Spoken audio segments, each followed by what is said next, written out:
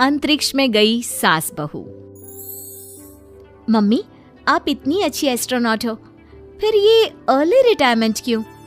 क्योंकि बचपन से मेरा बस एक ही सपना था, जिसके लिए मैंने लाइफ में बहुत कुछ खोया और छोड़ा।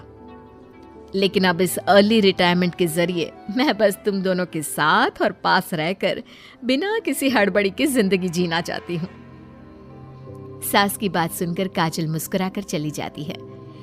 उसी शाम ऑफिस से घर वापस आकर अजय अपनी मम्मी के पास बैठता है। मम्मी, क्या हमारी स्पेस ऑर्गेनाइजेशन कोई नया स्पेस मिशन प्लान कर रही है? क्या मिशन है, बताओ ना मम्मी। हे भगवान, शरीर इतना बड़ा हो गया लेकिन दिमाग आज भी बच्चों से गया गुजरा है। घर में आया नहीं कि सवाल शुरू। तो तुम जवाब दे दो ना। मैं क्या जवाब दूं? जैसे तुझे मेरे रिटायरमेंट के बारे में पता ही नहीं।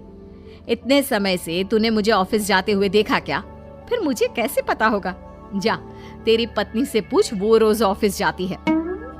माँ की बात पर अजय आवाज लगाकर काजल को बुलाकर वही सवाल उससे भी पूछता है, पर काजल उसका कोई जवाब नहीं देती।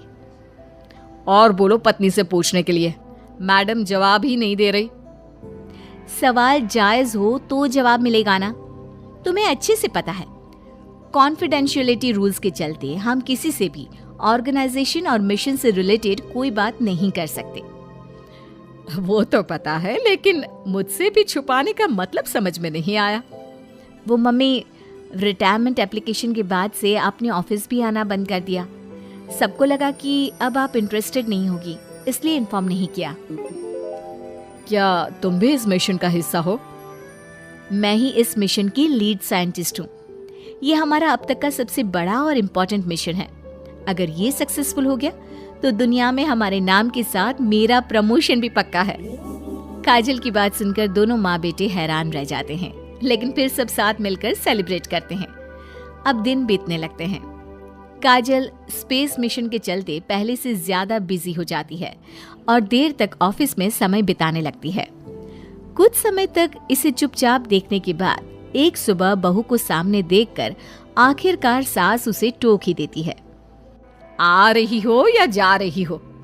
भाई, हमें तो तुम्हारी शक्ल देखे लगता है सदियां बीत गई।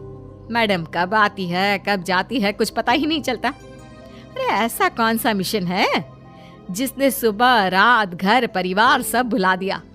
मिशन तो मैंने भी बहुत देखे हैं और गई भी हूँ, पर ऐसा हाल कभी नहीं हुआ। मम्मी, मैं आपकी चिंता और गुस्सा समझ सकती हूँ, पर ये स्पेस मिशन आज तक के सभी मिशन से बहुत अलग है। अच्छा, जरा मैं भी तो सुनूं, ऐसा क्या है इसमें? आई एम सॉरी मम्मी, मैं नहीं बता सकती। भूलो मत, मैंने रिटायरमेंट अप्लाई किया है, लेकिन रिटायर होने में अभी 7 महीने बाकी है, जिसके हिसाब से मैं आज भी ऑर्गेनाइजेशन का हिस्सा हूँ। तो मुझे बताकर तुम कोई रूल नहीं तोड़ रही। मुझे सब याद है मम्मी, और मुझे ये भी पता है कि अगर आप साथ दें तो मिशन के लिए बहुत बड़ी मदद साबित होगी। पर सीनियर्स ने रूल बनाया है कि इस मिशन की इंफॉर्मेशन सिर्फ उन्हीं के पास होगी जो इसका पार्ट है, और मुझे तो उन्होंने खास अपने पास बुलाकर ये समझाया था। बहू की बात सुनकर सास सोच में पड़ जाती है और अगले दिन खुद भी ऑफिस पहुंच जाती है। ओहो, क्या बात है मैडम, रिटायरमेंट के एप्लीकेशन के बाद तो आपने दर्शन देने भी बंद कर दिए। अरे सर, अगर ईद का चांद रोज निकला करता तो क्या उसका स्वागत इतने जश्न से होता? इस पर सीनियर भी हंसने लगते हैं और दोनों कैबिन में जाकर बैठ जाते हैं, जहां सास बातों बातों में नए स्पेस मिशन के बारे में पूछती हैं। वो उन्हें मिशन के बारे में सब कुछ बताकर तुरंत एक इमरजेंसी मीटिंग बुला लेते हैं, जिसमें साइंटिस्ट की टीम और काजल के साथ एस्ट्रोनॉट्स की पूरी टीम भी होती है। तो ये है हमारी टीम, जो सब कुछ भूल कर दिन रात इसी मिशन पर काम कर रही है। अगर आप भी हमें ज्वाइन कर ले तो सोने पर सुहागा हो जाएगा। अगर आप मुझे टीम में चाहते थे तो पहले कांटेक्ट क्यों नहीं किया? आपने स्पेस में ना जाने के फैसले के साथ डेस्क जॉब का भी इनकार कर दिया और अर्ली रिटायरमेंट के लिए अप्लाई कर दिया, और फिर पिछले 1 महीने में किसी के साथ कोई कांटेक्ट भी नहीं हुआ। इसलिए हमने सोचा शायद अब आप ब्रेक लेकर इस सब से दूर रहना चाहती हो। और इसीलिए किसी ने आपको परेशान करना सही नहीं समझा। बात तो आपकी सही है, फिर भी एक सुझाव देना चाहूंगी। ये जो आप कर रहे हो ना, ये मिशन नहीं, साफ सुसाइड है। एक साथ इतने सारे लोगों को स्पेस में 6 महीने रहने के लिए भेजना आसान काम नहीं है। और ये बात मुझे आपको समझाने की जरूरत नहीं होनी चाहिए। हमें सारे कॉन्सिक्वेंसेस, स्पेस नेचर, मिशन की मुश्किल सबका पता है, और ऐसा करने वाले हम पहले नहीं हैं। इसलिए ये भी साबित है कि काम हो सकता है। आप सिर्फ एक एक्सपेरिमेंट के लिए इतने सारे लोगों की जान और मेहनत को दांव पर लगाना चाहते हो, जिसमें सक्सेस रेट भी मुश्किल से 1% है। बहुत देर तक इन्हीं सब बातों पर बहस चलने और काजल की सास उर्फ ऑर्गेनाइजेशन की सबसे एक्सपीरियंस्ड एस्ट्रोनॉट को बहुत देर समझाने के बाद भी जब वो राजी नहीं होती, तो ऑर्गेनाइजेशन के सीनियर्स को उन्हें घर वापस भेजना पड़ता है। लेकिन उसी के बाद से न चाहते हुए भी सास मिशन के बारे में सोचना बंद नहीं कर पाती।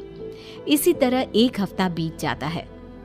माँ, जब घर में बैठकर भी मिशन के बारे में ही सोचना है, तो इससे अच्छा है कि वहां जाकर इस सोच के जरिए उनकी मदद ही कर दो।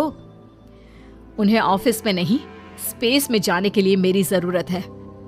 वो चाहते हैं कि मैं हेड एस्ट्रोनॉट बनकर बाकी सबके साथ स्पेस में जाऊं। वाओ, रिटायरमेंट से पहले आखिरी असाइनमेंट की तरह इससे अच्छा और क्या हो सकता है माँ? आपको हाँ बोल देना चाहिए। उस टीम में एक मेंबर काजल भी है। अगर हम दोनों ही चले जाएंगे तो तुम अकेले कैसे रहोगी? वहां से जिंदा वापस आने की कोई गारंटी नहीं बेटा। अब भी हमें भेजना चाहते हो क्या?